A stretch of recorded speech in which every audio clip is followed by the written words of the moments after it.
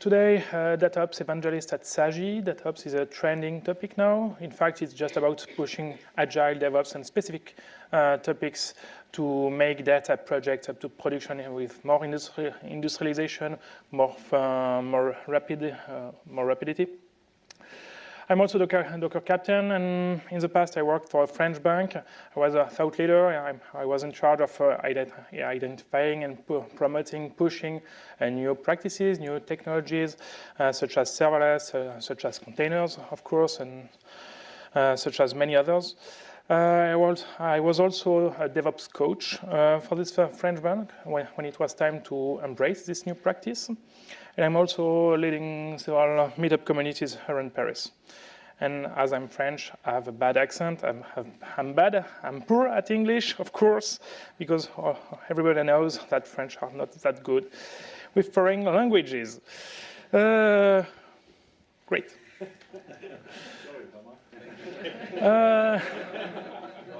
Well, let's start.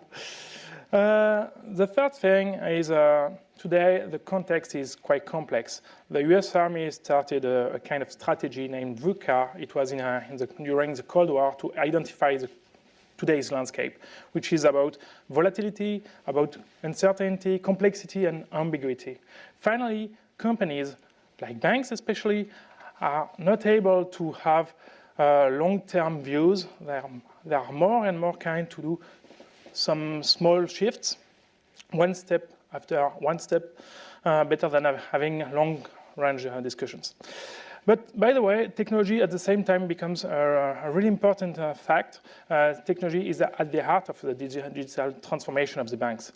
I read recently a study where, in fact, when in 2010, CTOs were mostly engaged on rationalizing the technological stack. Today, they are urged to innovate to help the digital transformation of the companies. If we summarize everything, finally, in some way, what do people expect from banks now? It's no longer having the bank around the corner. It's not the bank that your father was knowing. He was knowing its bankers, in fact. From people now, bank is just yet another app on their smartphone. That's all. And if the deal is just to push an app with some features, the point for IT departments of these banks is to deliver software fluently, rapidly, and expose regularly new features. That's all. That's really about this. And the thing is, they have to do this while they still have to optimize their costs at the same time. And that's really an important point, because in fact, in banks, I heard tons of time, we now have to follow the new leaders, the GAFA, the web companies, the web giants. We need to embrace what they are doing. Okay, great. But by the way, don't forget to optimize.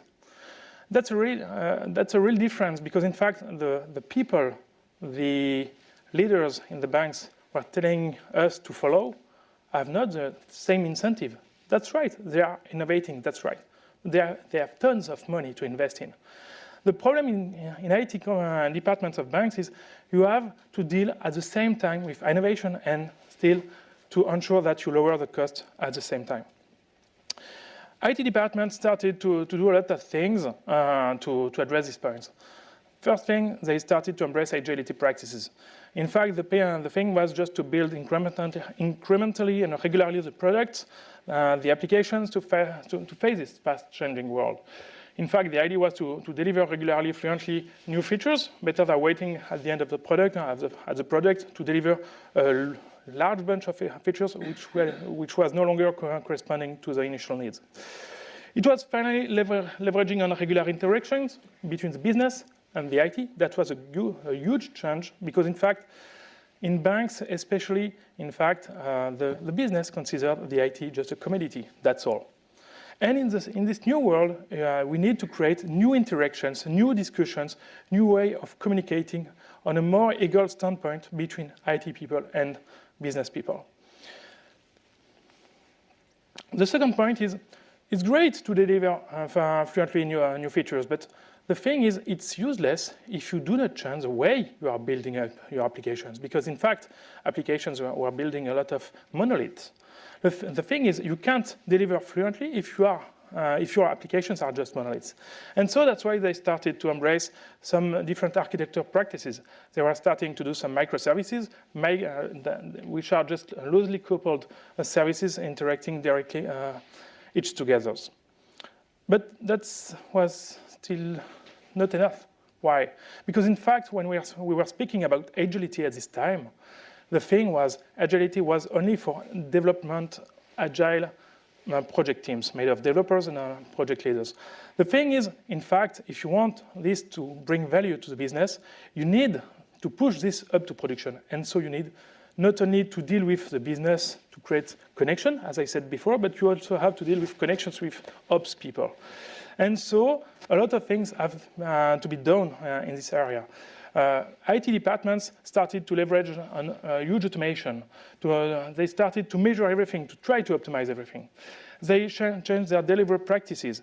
They also changed their own organization. DevOps is not only about technology, it's about, most of all, culture, organization, and people. They started to build up some feature teams.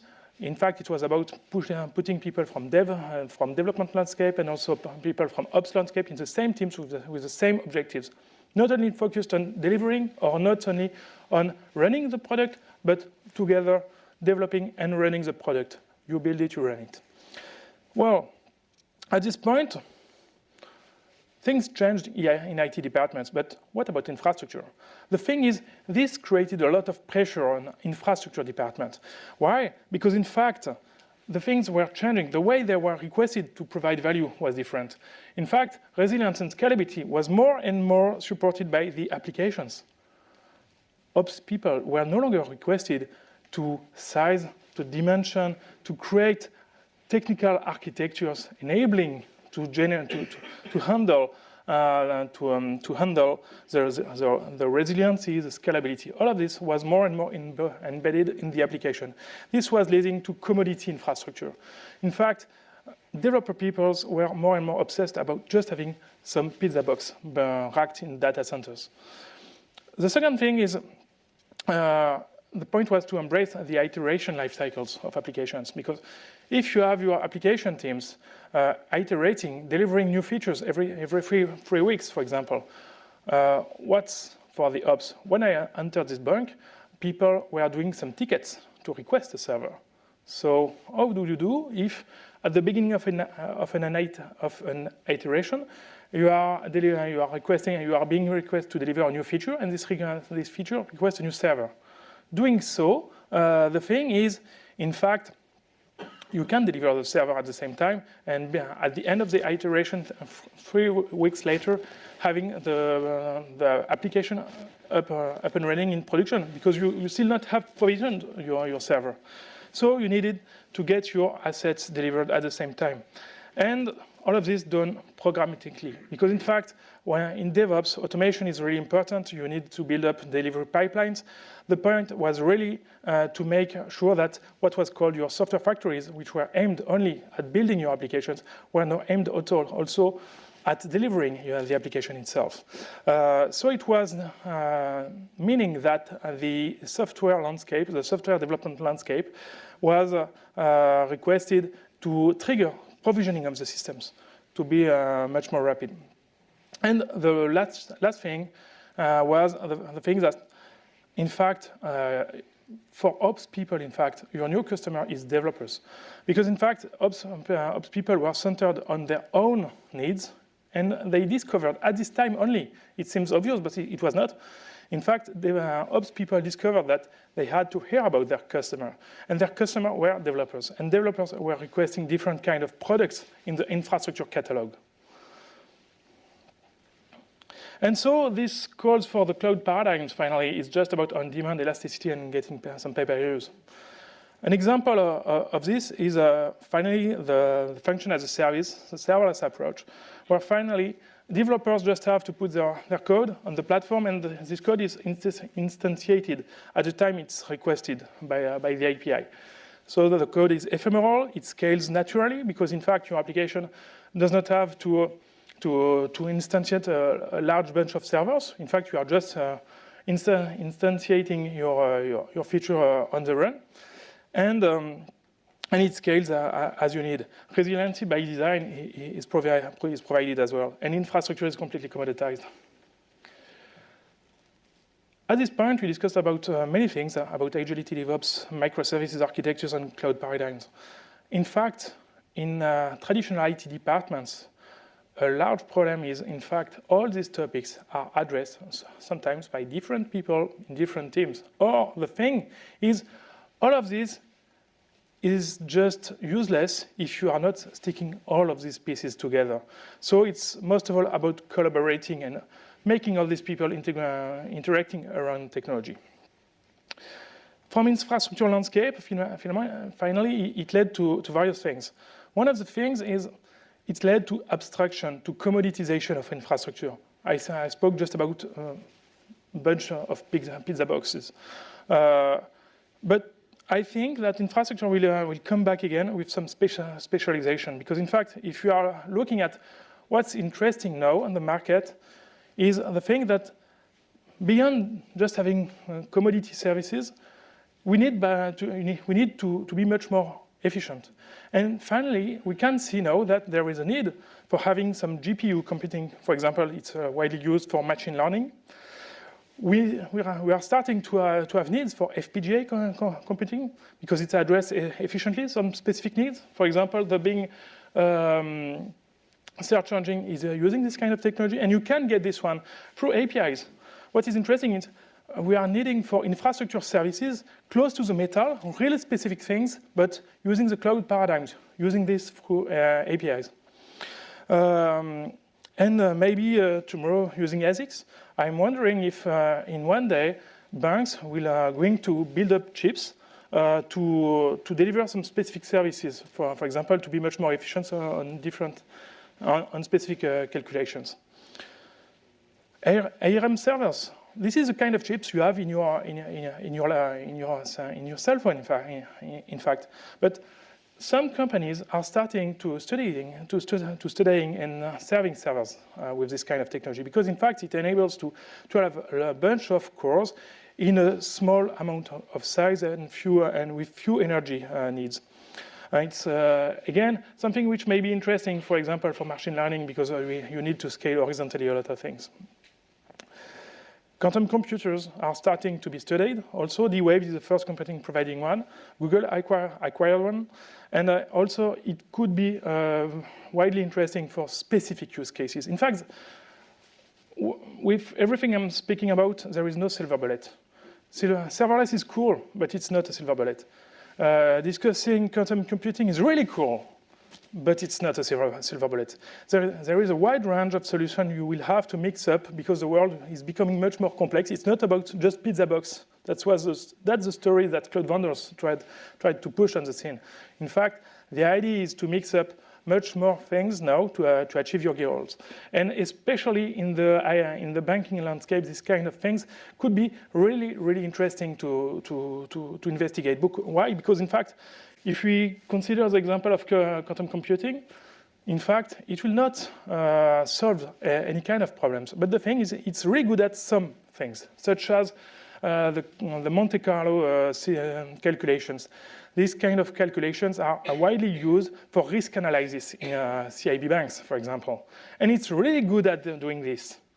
And so, finally, this could be interesting to consider. Well, okay, great. And so, the thing is, I think that we are starting to have a kind of bipolarization of the IT landscape, where we'll have more and more standard common services, abstracted services with things like serverless, for example, with PaaS, which will bring a lot of value, but it needs application to be built for this kind of services. And it's does not provide efficiency. It scales because you are pushing a lot of assets, infrastructure assets underlying, but it's not really efficient. And at the opposite, you will have more and more attraction of something that people forget because we were speaking about abstraction and just commodity hardware. They are starting considering again some really, really specific stuff. So I think that especially in banking IT, for the computing part, you will have a mass of commoditization, which is what is occurring today. But there is a starting trend where you have to start considering some specific infrastructure assets to achieve some specific payloads. But that's just for computing. If you are considering the data landscape, the things are moving in the same way. Of course, we had traditional storage for years, but there is also a rise with the rise of the object storage facilities. This is something which has been started mostly in the public cloud with public services like Amazon S3, which was one of the leading services, and it's starting to spread inside on-prem IT departments. It has the same characteristics.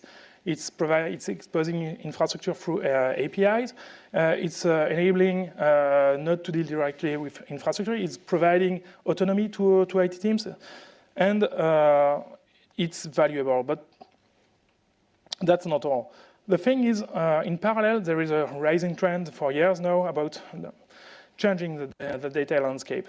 Historically, in IT departments, there were a lot of data warehouse. But what is interesting here is the approach. With data warehouse, the idea is high architects were deciding what was the standards to communicate, what was the standard data to centralize, etc., etc. These data were structured. These data were stored on purpose, and it was in limited volumes. Now there is a need for something different. According to having a data-driven approach, according to AI, according to a lot of things, companies are shifting to data lakes. What is different here, it's a bottom-up approach. It's a bottom-up approach where, in fact, people are more focused on gathering data as it is, and then considering what to do with this data, and then considering on how to transform this. And so we are collecting more and more data in the IT departments. At this time, when big data started, in fact, the technology which was the most widely used was using HDFS clusters for storing data. What is interesting here is in the big data landscape, there was a correlation between the data storage on HDFS clusters, for example, but also with the computing part, the Spark clusters. In fact, we were putting on the same infrastructure the data storage and the data computing to stick, in fact, the computing close to the data. But this is completely changing. In fact, we are observing that there is a kind of uncoupling of computing with data storage, and this data is now more and more stored, on object storage solution. The thing is also, beyond storing data, the enterprises are focused more and more on processing data, because in fact, most of the companies started to create their data lakes. But the point is, now, okay, we have the data lake, but a data lake is something which is completely passive. It's static. It's just about storing data. The point is, in fact, about processing the data. And so the point is really to focus on this, and that's why most of the companies are now shifting their interest from data lakes, the pure storage topic, to the data ops concerns. And the thing is also that, well, in the big data and AI landscape, it was more and more important to store a lot of data, of course, because in fact, if you are considering, for example, AI, in AI, you need actually a lot of data to generate models from this data.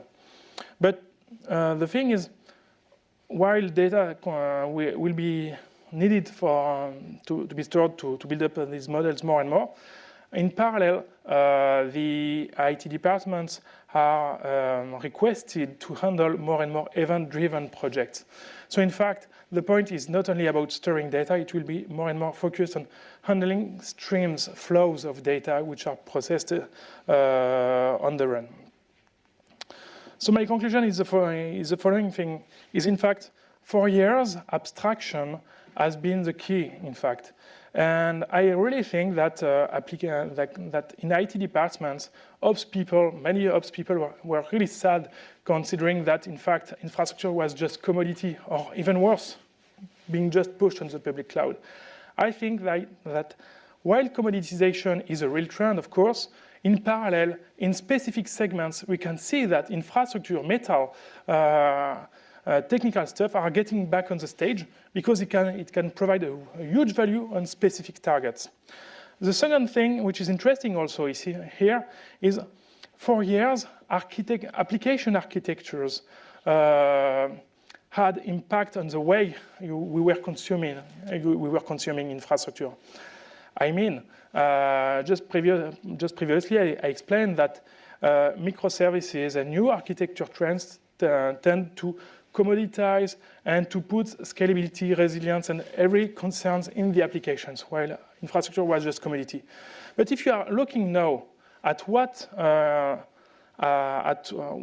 is the shaping of infrastructure services, if you are considering, for example, object storage, if you are considering serverless architectures, it's an inversion of the polarity. Why? Because in fact, you have infrastructure services which are provided on the market, and it's now shaping the way applications are being built. It's completely at the opposite of what has been done these past few years. So infrastructure is now paving the way again. So I think it may be trendy again to invest and to focus on these aspects. The second point is about the public cloud. A lot of people are always saying, you must follow the web giants, as I said at the beginning.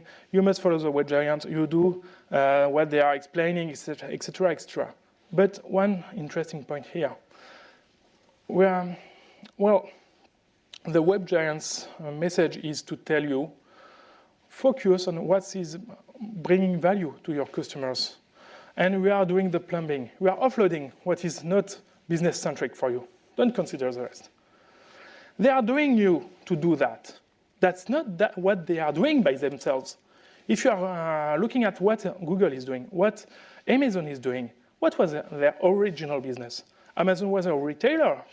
The thing today is they are telling you just to focus on the value, what is valuable for the business case. We are offloading you the plumbing. Okay, but in fact, they are exactly doing the opposite. Again, they are completely engaged on the whole stack to get real value of it. In fact, they are integrating all of this. Google is building its own servers, for instance. And that's my point here. In fact, if you want to move in the web giants way, do not do what they are telling you to do. Just do what they are actually doing, which is completely different, in fact.